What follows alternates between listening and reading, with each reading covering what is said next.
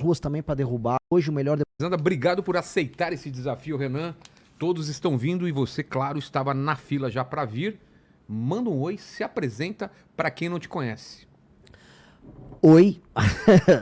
Olá, eu sou o Renan, tenho 42 anos, sou fundador do Movimento Brasil Livre, ou seja, eu liderei as manifestações pelo impeachment da Dilma Rousseff, do nada, com um escritóriozinho minúsculo lá no centro de São Paulo, com um japonês, à época um japonês fedido, hoje o melhor deputado do Brasil, Kim Kataguiri. Peraí, um japonês fedido? Ele era meio fedido. Não tomava banho ou era falta de perfume? Havia uma licenciosidade dele com a falta de banho. Certo. Hoje limpinho? Hoje limpíssimo e em todos os aspectos, e uma das pessoas mais brilhantes que eu conheci na minha vida e que teve seu projeto de aumento de penas para furto, roubo e receptação sancionado pelo Lula ontem, não sem ressalvas do Lula, que ele não pode ver um bandido que já faz já tem aquela tentação ali, a mão começa a tremer, mas foi sancionado o projeto. Lideramos o impeachment da Dilma. Eu fui vice-presidente do comitê do impeachment no Congresso Nacional, ou seja, coordenei não só ruas, mas também lideranças políticas para passar o impeachment. Fomos às ruas também para derrubar o Lula, fazer o Lula ser preso no momento em que a Operação Lava Jato corria risco em 2018. Quando precisei fazer oposição ao bolsonarismo junto com o meu grupo, assim eu fiz, perdi seguidores, perdi apoiadores, perdi tudo, quase fechamos o movimento. Fomos alvo de perseguição política. Tinha uma brincadeira na época que falavam o que estava derretendo? O que era? Derrete MBL. Derrete MBL. Derreteu tanto que se espalhou, né, cara? E hoje estamos em todo o Brasil. Criamos um partido político do mais absoluto zero, com milhares de jovens trabalhando para coletar assinaturas ao redor do Brasil, com as nossas próprias tecnologias. Criamos a segunda maior revista de política, cultura e arte do Brasil, só atrás da revista Piauí, que é do Banco Itaú, ou seja, a gente contra o Banco Itaú. Único projeto sério de direita do Brasil. Criamos a revista Valete. Criamos também o Partido Missão, que basicamente, eu volto a colocar, é o último partido a ser montado com a lei mais difícil no Brasil. O Bolsonaro tentou e não conseguiu. E não é porque foi sabotado, tem nada disso. Simplesmente não foi bom, não teve inteligência no processo. Os filhos dele tentaram tocar, Flávio e Eduardo, não são muito inteligentes, e quando você é preguiçoso e não é inteligente, a sorte não sorri pra você. Disseram que eu tive sorte, e realmente a sorte sorri quando você é inteligente e trabalha bastante. Criei uma rede social própria, que é o Valete Plus, em que pessoas podem criar seus podcasts, criar seus textos, e de certa medida provocar o mundo com seu pensamento individual, sem censura. Ou seja, criamos todo um ecossistema que ajuda aquilo que a gente chama de direita, com ideias originais, a mudar o Brasil. E hoje eu tô aqui, graças a todo esse trabalho de mais de 10 anos, tendo o direito de vir aqui no Vilela. Eu já vim outras vezes aqui como convidado, como quase um especialista em algumas áreas. Alguns temas, né? E hoje eu tenho o direito de vir aqui como pré-candidato à presidência da República por conta desses milhares de jovens que a gente vive em um lugar muito melhor. E ele pode ser. Então, pra mim é uma honra, é uma responsabilidade gigantesca, uma responsa enorme, porque é muita gente, uma molecada muito grande, em todos os lugares do Brasil, botando muita esperança. E às vezes eu acordo no meio da noite assim, uau, sabe? A pesquisa Atlas mostra, eu estou em segundo entre jovens de 16 a 24 anos, e já dos de 25 a 35 eu tenho de 11 a 14%, dependendo do cenário. É uma responsabilidade muito grande. A gente está encampando o sonho de uma geração e a gente não pode falhar. Então eu tô aqui com esse sonho aqui para carregar. Eu queria começar então para você fazer uma análise para a gente, econômica, sociopolítica, sei lá, a mais abrangente possível daquele Brasil que você tinha no Vem Pra Rua, que é esse início, né, o pontapé inicial, para o Brasil que a gente tem hoje. O que mudou, o que continua igual? Bom, pois bem, uma análise de 2014 pra cá, né? Em certa medida, as pessoas saíram em 2013. Você tava com quantos anos? Eu tinha 29, 30 anos quando comecei o MBL. Tá. Eu era um dos mais velhos. O Kim tinha 18, 19 anos. Moleque, né? Todo moleque. Mundo, E as pessoas saíram às ruas em 2013. E em 2013 era assim uma revolta contra o sistema. Já faz muito tempo, parece que... Ela começa... Não tinha cor ideológica. Até começa com a esquerda, mas ela não tinha cor ideológica. Ela começou como um fenômeno. Esse fenômeno toma as ruas do Brasil para mostrar assim, nós estamos com raiva de algo que a gente não sabe descrever. Quando o MBL surge, aí já em 2014, a gente direciona, não, esse governo é um governo corrupto, há um escândalo de corrupção gigante que a Lava Jato está descobrindo, e nós precisamos derrubar esse governo e administrar o Brasil com novas ideias. Aí sim surge o que a gente chama de direita online. Aí tinha o Olavo de Carvalho, que era um pensador, você tinha o Bolsonaro, começava a surgir, indo lá no programa da Luciana Gimenez, com os memes dele e tal. Então muita coisa começou a surgir. A gente derruba Dilma Rousseff, entra o Michel Temer, à época a gente apoiou duas grandes propostas, uma foi a reforma trabalhista, outra PEC do teto. A gente tentou apoiar a época com a reforma da Previdência, para o Brasil já mudar a lógica econômica dele. Se tivesse passado aquela época, o Brasil já estava em outra posição econômica, a época, para poder encarar as crises que vieram depois. Mas o Bolsonaro ganhou, havia por parte das pessoas uma grande esperança no Bolsonaro. O Bolsonaro, ele transformou toda aquela esperança em mudar um país em culto à personalidade dele. Porque o Bolsonaro é um homem muito simples. Ele até gostava, é um cara engraçado. Mas ele não... Simples não, no bom sentido ou no mau sentido? No bom e no mau sentido. A questão é o seguinte, ele quer mostrar o tempo todo que ele é uma pessoa comum. Mas para você ter feitos extraordinários, você precisa ser uma pessoa com qualidades extraordinárias, que são qualidades incomuns. Se você põe uma pessoa incomum para fazer uma cirurgia no seu cérebro, essa pessoa vai fazer uma besteira, ela não tem qualidades especiais. O Bolsonaro nunca teve essas qualidades, as pessoas gostavam dele por ele ser simples, por ele ser engraçado. Ok, só que quando ele precisava lidar com crise, ele não sabia o que fazer. E mais, ele tinha preocupações com os filhos, se o filho corrupto aqui ou o filho corrupto ali, ele iria se dar mal, então ele precisava proteger. Na prática, ele traiu essa esperança das pessoas e a gente se manteve brigando. E acho que você fez muita cobertura desse período, sim. 2020, 21, 22. E ele perdeu a eleição pro Lula, como era esperado. E aí veio um governo de esquerda e a gente volta, e isso que a gente amarra todo o ciclo. A gente volta para 2015, quando a Dilma ainda estava no poder. A gente volta assim, como é que pode o PT ter retornado ao poder, mesmo o PT ter sido chutado pelas pessoas às ruas em 2016, 17, 18? É porque naquela época, em 16, 17, 18, tinha uma coisa que a gente não tem mais hoje. Tinha esperança que o Brasil dava pra ficar diferente, então as pessoas saíram às ruas, porque elas acreditavam que se tirasse o PT do poder, dava pra ter algo diferente, e as pessoas defendiam pautas e não cultuavam uma pessoa. Então quando a gente defendeu pauta, a gente defendeu a Lava Jato, o impeachment da Dilma, reformas, prisão do Lula, e tudo isso aconteceu. Quando os brasileiros passaram a apoiar apenas a pessoa, que era o Bolsonaro, o Brasil perdeu. A Lava Jato acabou, o Lula voltou, e aí a gente tá hoje com o Brasil sem esperança nenhuma, a ponto de ter o maior escândalo de corrupção da nossa história acontecendo agora, que é basicamente o escândalo do Banco Master, e ninguém quer sair às ruas, porque ninguém acredita mais em nada. E esse é um momento que o Brasil não tem nenhuma esperança. O brasileiro, ele perdeu esperança em absolutamente tudo.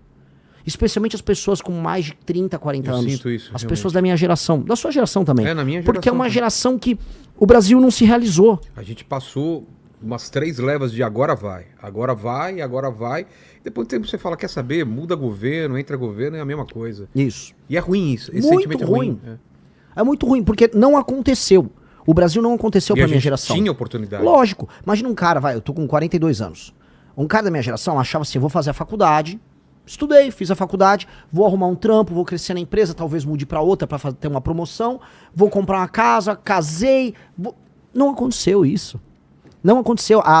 Essa geração minha, já em 2008 teve uma crise, então teve a crise mundial em 2008, o Brasil teve uma outra crise em 2013, 14, 15, crise econômica, então essa pessoa perdeu tudo, aí quando viu esse cara que fez a faculdade tá tendo que fazer Uber pra sobreviver.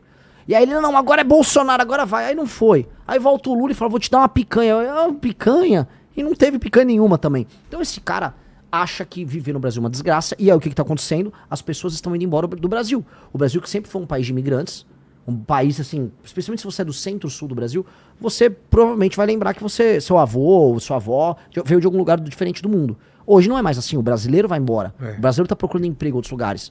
E isso tá acontecendo porque as pessoas perderam a esperança do Brasil. Aí são piadas, o Brasil é um bostil, o Brasil não vai dar nada, ou o Brasil é um cachorro caramelo. Aí o PT se aproveita disso. Não, é a soberania com o cachorro caramelo. Pô, cara, a gente não é isso.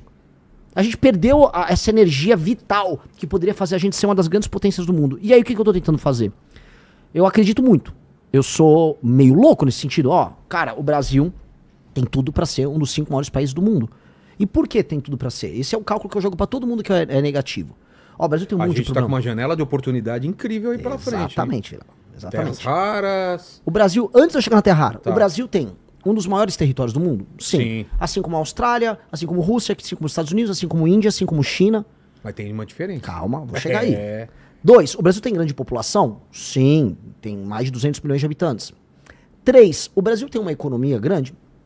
Deveria ser maior, mas é top 10. Então, das grandes nações do mundo que dão um checklist nisso aí, são poucas que vão chegar nesse enquadramento. Eu colocaria 5 e incluiria a União Europeia como 6º. Que China, Rússia, Índia, Estados Unidos, Brasil e União Europeia. Vamos botar assim. Então, O Brasil deveria jogar nessa liga. Essa é a liga do Brasil jogar. Além de tudo, o Brasil tem energia disponível abundante de todas as matrizes, especialmente as mais limpas. Isso inclui urânio, isso inclui energia nuclear, que não tem que ter tabu de falar em usar. O Brasil tem terras agricultáveis. Não é igual, tem um grande pedaço aí da Groenlândia. Você não vai plantar na Groenlândia. A gente tem recursos hídricos abundantes. A gente tem petróleo. A gente tem um clima quente que permite que você tenha, por exemplo, 2 safras no ano. Ou seja, o Brasil é um país abençoado nesses termos. Água, cara, demais. Descobriram debaixo da Amazônia água por não sei quantas décadas aí para a humanidade. Então, onde eu vou chegar? Em condições normais de temperatura e pressão, se a gente não se sabotar, a gente é top 5 no mundo. Agora, se você perguntar para qualquer brasileiro se o Brasil é hoje uma nação que tem condição de sentar na mesa com os grandes, as pessoas vão dar risada. A gente acha que a gente é ridículo, que a gente é um país eco. Pois bem, a gente precisa de um plano. O problema do Brasil é um problema de liderança. É como se a gente fosse um time de futebol que tem bons jogadores, mas o técnico é um imbecil. E este é o grande problema do Brasil. Nós escolhemos a pior comissão técnica assim, possível. E em todos os termos, não estou falando só do Lula, do presidente da República. Eu estou falando, por exemplo, que o Tribunal de Contas da União, ou nomeações para órgãos que as pessoas nem sabem o nome, vão ser feitas por figuras que vêm dos piores estados em termos de administração do Brasil. O que eu quero dizer?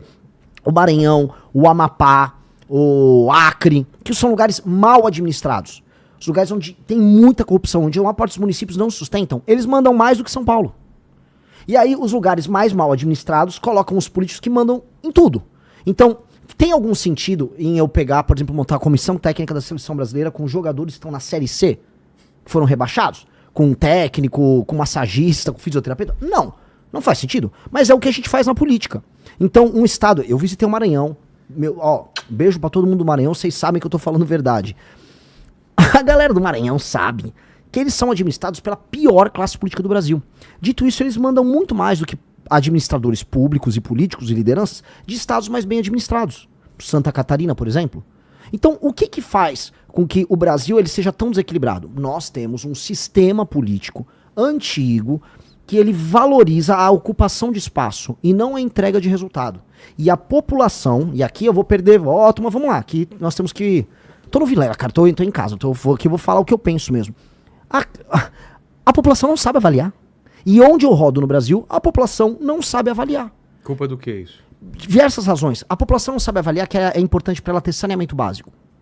Essa é a primeira coisa. Porque é uma obra que fica debaixo da terra. Ela sabe que tem esse problema. Não sabe. Por que isso não reverte no voto? Porque ela não sabe. Não, mas ela sabe Não que tá sabe, uma merda aqui. não sabe. Vilela, ela não sabe. Ela sabe que ela não tem segurança. Ela não... Segurança sim. Mas saneamento básico não. Você acha que não? Não. Vou dar exemplo, coisas que o cidadão não dá valor na hora de votar. Você perguntou pra galera qual é o problema daqui. Quando você está num lugar que não tem saneamento básico, as pessoas nem sabem que elas precisam ter saneamento básico. Não tá na imaginação delas. O valão de esgoto tá do lado da casa delas e ela tá tão acostumada com aquilo que aquilo é a vida dela. A vida dela tem um valão de esgoto, faz parte. Que o lixo largado na rua, toda a rua vai ter um lixo largado. Então quando essa pessoa sai do estado dela, ou da casa dela, da rua dela, humilde, ela vai, por exemplo, vamos dar um exemplo, o cara saiu do interior do Maranhão, e aí ele foi pra uma cidade de Santa Catarina que é mais bem cuidada. Ele nem compreende o que tá acontecendo ali.